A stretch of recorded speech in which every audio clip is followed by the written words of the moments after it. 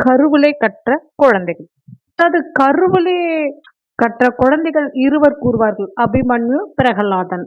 நாம் அவற்றில் அபிமன்யு பற்றி முதலில் தெரிந்து கொள்வோம். மலருக்கு வண்ணத்தை தந்தவன் எவனோ அவன்தான் மலருக்கு வாசத்தை தந்து வைத்தவன். மலரினை ரசித்திடும் மனம் வைத்தவன் சிலருக்கும் மலரினை பறித்திடும் குணம் வைத்தான். காற்றினில் தென்றல் வாடை என்றான், அந்த காற்றினில் கொன்றல் கோடை வைத்தான். தென்றலில் மட்டும் தேசம் லயிக்கும் சுகத்தை அதிலேயே சேர்த்து வைத்தான்.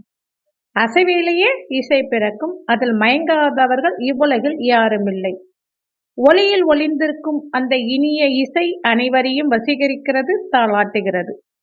அதில் இருக்கும் சரி கம பதனி என 7 சுரங்களுக்குள் தான் எத்தனை எத்தனை ராகங்கள். அந்த ஒலிக்கும் ஏதோ ஒரு ஒற்றுமை இருக்கதான் செய்கிறது. இசையின் உள்ளே 7 ஸ்வரம். அதில் அவன் அதை எப்படி எப்படி வைத்தானோ, அந்த ஸ்வரத்தின் உள்ளே இன்பத்தை அவன் எப்படி எப்படி தைத்தானோ. வெளிச்சத்தின் உள்ளே 7 நிறம், அதை அவனும் எப்படி எப்படி கோத்தானோ. நிறத்திற்கென்று தனித்தனி உருவம், அதை அவனும் எப்படி எப்படி வார்த்தானோ. ரசனை அவரவர் மனநிலையையும் கற்பனையும் பொறுத்து மாறுகிறது. ஒரு துளி விந்துக்கு உருவத்தை இட்டு உலகினில் நன்கு உழவு விட்டவன் அவன். ஆசை என்னும் ஊஞ்சல் தனியிலே அன்றாடம் ஆடவிட்டவன் அவன். அவனை நாடி செல்லும் மனமிருந்தால் ஞானம் தன்னை அடைந்திடலாம்.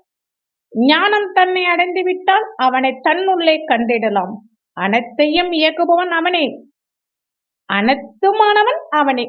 கருவுற்றிருக்கும் தாய் நல்ல இசையையும் நல்ல செய்திகளையும் கேட்பது குழந்தையின் மனநலத்துக்கு நல்லது என்று அறிஞர்கள் அறிவிக்கின்றனர். இதே செய்தி நமது இதிகாசத்திலும் காணப்படுகிறது. சூளுற்றிருக்கும் பெண்கள் ராமாயணம் படிப்பது இன்றும் நம் நாட்டில் பரவலாக காணப்படக்கூடிய ஒன்றுதான்.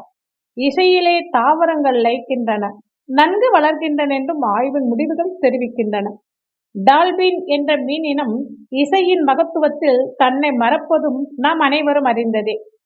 தாயின் வயிற்றில் இருக்கும் குழந்தை வெளியில் என்ன நடக்கிறது என்பதை அறிய ஆவலாய் இருக்கிறது.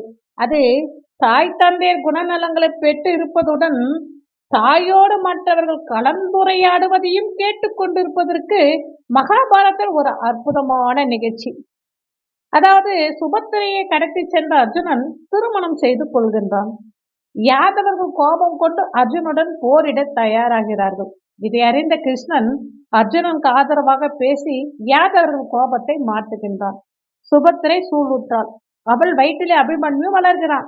ஒரு நாள் சுபத்திரைக்கு போர்க்களை பற்றி அர்ஜுனன் சொல்லிக் கொண்டிருக்கின்றான். அதில் பத்மயூகம் பற்றியும் அதை எப்படி அமைப்பது, அது எப்படி உடைப்பது என்று கூறிக்கொண்டிருக்கும் போதே சுபத்திரை உறங்கி விடுகிறாள். ஆனால் அவள் வயிற்றில் வளரும் குழந்தையானது அதை கேட்டுக்கொண்டே இருக்கிறது. இடையில் கிருஷ்ணன் அர்ஜுனனை அழைக்கிறான். சுபத்திரை தூங்கியதால் அர்ஜுனன் கிருஷ்ணனோடு செல்கிறான்.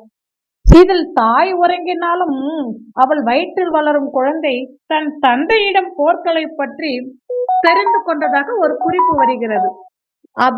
அபி என்றால் பயம் மற்றவன் என்றும், மன்யு என்றால் கோபமுடையவன் என்றும் அர்த்தம் கூறப்படுகிறது. பின்னர் குருசேஸ்திர யுத்தத்தில் துரோணர் பத்மயூகம் அமைத்ததாகவும் அதை உடைக்க தருபர் அபிமன்யை வேண்டியதாகவும் அபிமன்யு அதை உடைத்ததாகவும் பின்னர் வெளியே வர முடியாமல் தனி ஒருவனாக நின்று வீரப்போர் புரிந்து அபிமன்யு இறந்ததாக மகாபாரதம் பேசுகிறது. இதில் இயல்பாகவே அறிந்து கொள்ளும் ஆற்றல் குழந்தைகளுக்கு தாயின் வயிற்றிலிருந்தே ஆரம்பித்து விடுகிறது. குழந்தைக்கு தன் தாயின் வயிறே குடியிருந்த கோயிலாகவும் முதல் குருகுல வாசமாகவும் அமைகிறது. தாய்மை அடைந்த பெண்கள் நல்ல நிகழ்ச்சிகளை பார்ப்பதும் கேட்பதும் படிப்பதும் எதிர்கால சன்னதிக்கு நல்லது. அதனால்தான் நம் முன்னோர்கள்லாம் தாயை சிறந்த கோயிலும் இல்லை என்றார்கள். திருச்சிற்றம்பலம்.